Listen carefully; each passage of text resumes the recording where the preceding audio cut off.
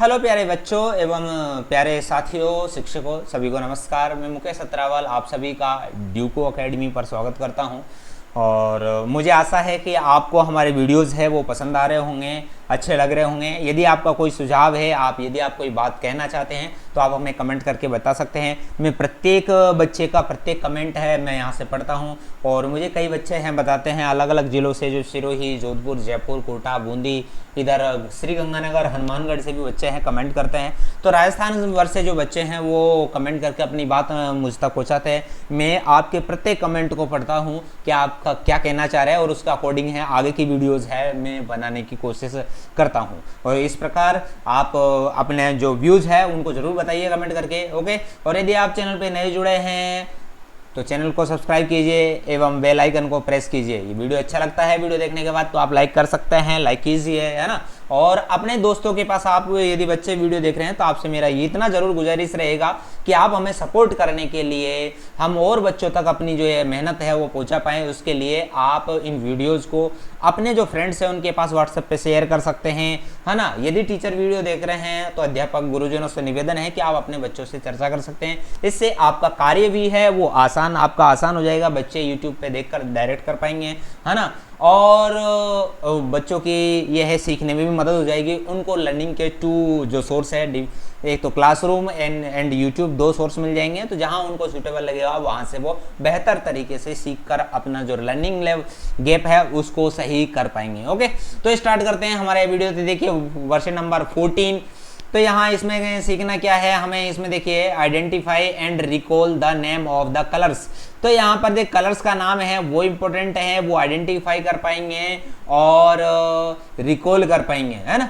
तो देखिए फर्स्ट क्या है, right the name of the colours with rhyme with the following words. अर्थात जो हमें वर्ड्स दे रखे हैं इनके साथ जिनकी आवाज मिलती है उन कलर्स को हमें यहाँ लिखना है। जैसे देखिए ये है ग्लू, ग्लू जानते हो ना, गोंद होता है ना। तो ग्लू के साथ में हो गया क्या, ब्लू। ऐसे ही है राइट, तो इसके साथ हो गया व्हाइट। ये हो गया क्राउन, तो इधर हो गया ब्राउन। ये है ट्रे, तो इधर है ग्रे। ये है टर्टल, तो ये है पर्पल, ओके। तो इस प्रकार सेम जो रिदम है उन रिदम वाले जो वो राइम वाले वर्ड्स है उनको हम यहाँ लिखेंगे। आगे है बेड, तो ये हो जाएगा रेड। ये है सैक, तो इधर हो जाएगा ब्लैक। ये है हेलो, हेलो, तो ये हो जाएगा क्या, येलो, ओके। ये है सिंक, तो आगे हो जाएगा पिंक मतलब गुलाबी। ये है स्क्रीन, तो ये यू आर ग्रीन, तो यहाँ हो जाएगा क्या, ग्रीन, ठीक है। तो इस प्रकार हम जो हमने छोटी कक्षाओं में कलर्स के नाम याद किए हैं आप सभी को अच्छी तरीके से मालूम है। अब आप कक्षा 8 में पढ़ रहे हैं तो आपसे ये तो मैं आशा नहीं करता हूँ कि आप कलर्स के नाम याद कीजिए, भाई आपको याद होंगे। तो जो आपको जो राइमिंग वर्ड्स है सेम साउंड, लगभग से सेम साउंड वाले, तो उनको आपको उनके सामने लिखना है। आगे देखते हैं question number second. Question number second में क्या है भाई, right the colours of rainbow in sequence VIBGYOR. तो जो विबग्योर के सीक्वेंस आपको जो यहाँ पर दिखाई दे रहा है ना, इंद्रधनुष, तो वहाँ उस प्रकार आपको लिखना है। V for violet, I for indigo, है ना। तो ये वॉयलेट हो गया, फिर इसके बाद में हो गया इंडिगो मतलब नील, है ना। नील देखिए अपने कपड़ों में देते हैं जब, भाई आजकल के बच्चों ने तो नहीं देखी होंगी, लेकिन पहले हम सफ़ेद, जब हम छोटे बच्चे थे तो सफ़ेद शर्ट में है वो नील खरीद के लाते थे और उसको पानी में घोल के मिक्स करके पहले सफ़ेद शर्ट चला करती थी, तो तब जाके पहन के जाते थे, है ना। तो ये होता है, उसको बोलते हैं क्या, इंडिगो कलर, है ना। आगे है ये ब्लू, और ब्लू ये बी से हो जाएगा ब्लू, जी से हो जाएगा ग्रीन और वाई से हो जाएगा येलो, ओ से हो जाएगा ऑरेंज। ये ऑरेंज कलर है आपको दिखाई दे रहा है। आगे है आर फॉर रेड, ये लास्ट में आपको जो कलर दिखाई दे रहा है ये हो गया रेड। तो इस प्रकार हम यहाँ जो 7 कलर्स है उनको लिख देंगे, ओके। अब बढ़ते हैं हम अगले क्वेश्चन की तरफ। तो अगले क्वेश्चन में क्वेश्चन नंबर 3 में क्या है, रीड द नेम, आपको नाम पढ़ना है ऑफ किसके, फ्रूट्स के एंड वेजिटेबल्स के इन कॉलम ए, कॉलम ए में, एंड मैच, और उनको क्या करना है, इसको इससे मैच करना है with their colour column B. जो कॉलम बी है उसमें आपको मैच करना है। कैसे, टोमेटो रेड होते हैं तो इसको इससे मैच कर दीजिए। बीन्स यदि ग्रीन होती है तो बीन्स को ग्रीन से मैच कर दीजिए। ब्रिंजल पर्पल होता है तो इसको मैच कर दीजिए। पपाया यदि येलो होता है तो पपाया को इससे कर दीजिए, और ऑरेंज जो होता है। और इस प्रकार आपको यहाँ नए सेंटेंस बनाने हैं। जैसे देखिए यहाँ पर बना रखा है आपके लिए, ए टोमेटो इज रेड, तो ऐसे ही हम यहाँ बना देंगे, टोमेटो रेड का हो गया। फिर है यहाँ हो जाएगा बीन्स, तो बीन्स कई सारी है, यहाँ प्लूरल है तो हम यहाँ लिख देंगे बीन्स आर ग्रीन। फिर है ब्रिंजल पर्पल, तो यहाँ हो जाएगा ब्रिंजल इज पर्पल।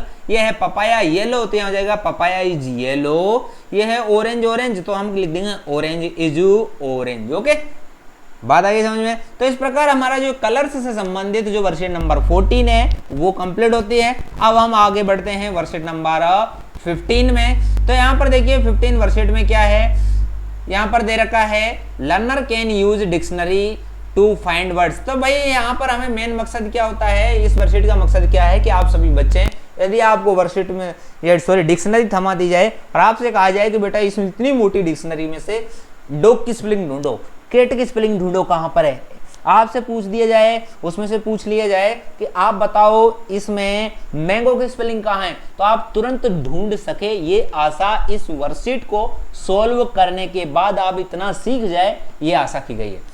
तो मैं भाई डिक्शनरी में किसी वर्ड्स को ढूंढते कैसे हैं, सर्च कैसे करते हैं, वो आपको मैं यहाँ पर बताने वाला हूँ। फिर हम यहाँ इस वर्कशीट को सॉल्व करेंगे। तो देखिए बच्चों, सभी आप जानते हैं ABCD अच्छी तरीके से जानते हैं। ए के बाद बी, बी के बाद सी, सी के बाद डी, डी के बाद ई आता है, जानते हैं ना? अरे जानते होंगे इतना तो मतलब कहने का मतलब है डिक्शनरी में सबसे पहले ए वर्ड वाले आएंगे, फिर बी वर्ड, फिर सी वर्ड, फिर डी, ई, ऐसे जेड तक चले जाए। अब देखो गुरुजी आपने तो कह दिया ए वर्ड वाले, तो यहाँ तो ए वर्ड है और यहाँ भी ए वर्ड है, तो यहाँ भी ए वर्ड है, तो यहाँ भी ए वर्ड है, तो अब बताओ किसको आगे रखे? आपने तो हमें कंफ्यूज कर दिया। तो भैया हमें ये देखना है कि यदि पहला अक्षर, पहला लेटर है, यदि वो सेम है तो अब हम जाएंगे किस पे? दूसरे पर। तो दूसरे को यदि हम देखेंगे तो उसमें भी वही हम ध्यान रखेंगे, ए वाला सबसे पहले, बी वाला बाद में, C D E F G H I J K L M N O P Q R S T U V W X Y Z, ठीक है ना? तो इस प्रकार उस क्रम में हमें बात करनी है। तो देखिए यहाँ एन दे रखा है, यहाँ पी दे रखा है, यहाँ एन दे रखा है, यहाँ आर दे रखा है और यहाँ सी दे रखा है। तो सी सबसे पहले आता है ना, तो हमने लिख दिया क्या? ACCEPT। अब हमें देखना है कि गुरुजी हमारे तो क्या है कि इधर भी एन है और इधर भी एन है। अब बताओ कौन सो आगे लिखा है ना? तो भाई देखो, यदि आपको दो मिल जाते हैं तो फिर तीसरे पे भी वही नियम याद लागू होगा। अब देखो यहाँ AN इसमें है और AN इसमें है। अब बताओ हम इसको पहले रखें कि इसको पहले रखें? तो यहाँ पर देखिए T है यहाँ, और यहाँ है क्या? थर्ड नंबर पे I। तो I पहले आता है कि T पहले आता है? आप सभी जानते हैं कि गुरुजी I पहले आता है, T तो बाद में आओ छे, ठीक है ना? तो भाई यहाँ I है तो I पहले है, तो हम यहाँ एनिमल को पहले लिखेंगे, ठीक है? और यहाँ ANT बाद में आता है, तो यहाँ एंट को बाद में लिखेंगे। NN वाले कंप्लीट हो गए, फिर है P वाले लिख दिया हमने APPLE और फिर ऑरेंज। अब मैं समझता हूं कि आप सीख गए होंगे कि किसी डिक्शनरी में किसी वर्ड को सर्च कैसे करते हैं, डायरेक्टली कैसे ढूंढते हैं। एक लाइन और समझा देता हूं, फिर फटाफट से हमारा ये जो इसको है कंप्लीट कर देते हैं। देखिए सी सब में सी है, तो अब आगे बढ़ते हैं। यहाँ ए और ए सब में ए है, तो यहाँ कॉटन सबसे बाद में आएगा, इतना तो हमें पता है क्योंकि ए को हो गए, तो ओ को हमने कॉटन में सबसे लास्ट में डाल दिया।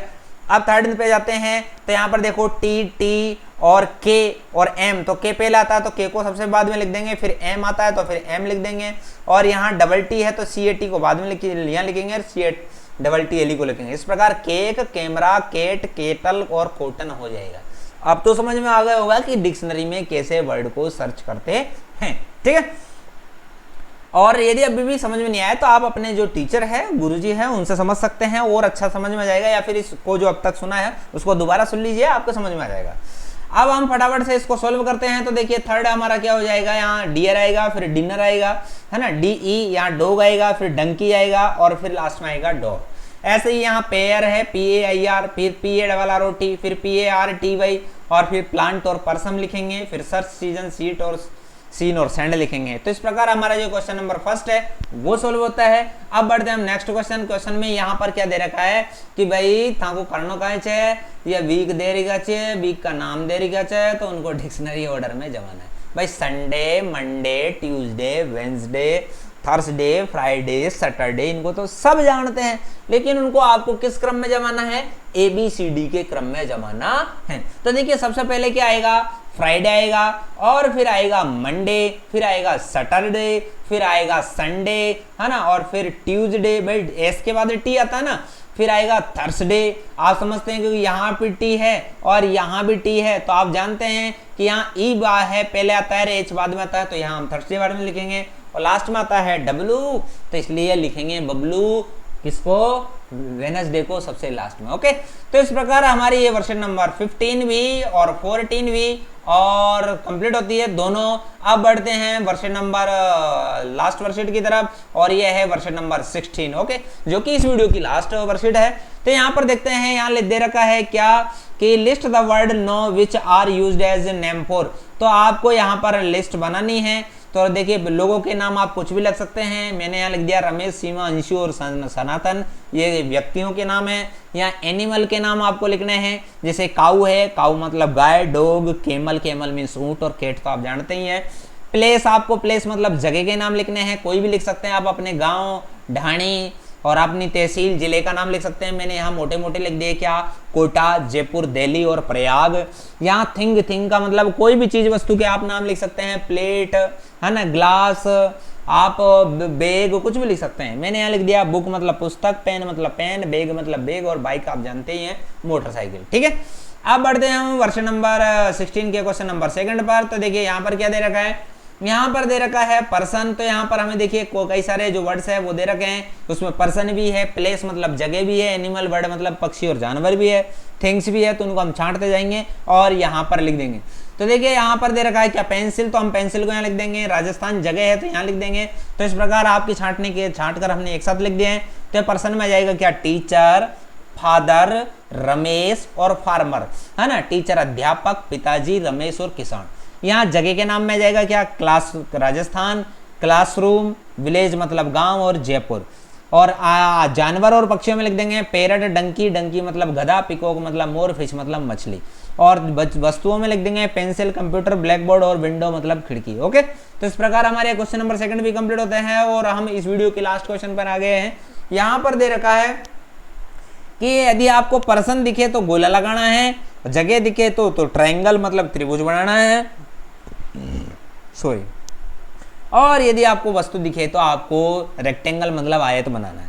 तो यहाँ देखिए, सोनल व्यक्ति है तो गोला लगा दिया, कोटा जगह है तो हमने ट्रायंगल बना दिया मतलब त्रिभुज बना दिया, बैग कोई चीज वस्तु है तो हमने यहाँ रेक्टेंगल मतलब आयत बना दिया, पवन के सामने गोला, और पेंसिल के सामने हमने रेक्टेंगल मतलब आयत, और पेपर भी आयत चीज वस्तु है, हट भी चीज वस्तु है, चेयर भी चीज वस्तु है, इन सबके साथ में हमने आयत का प्रयोग कर दिया। फादर व्यक्ति है तो हम ने यहाँ गोला लगा दिया, और विलेज जगह का नाम है तो वहां पर हमने बना दिया क्या, ट्रायंगल। ओके, तो इस प्रकार हमारी ये वर्कशीट है वो कंप्लीट होती है, वर्कशीट नंबर 16।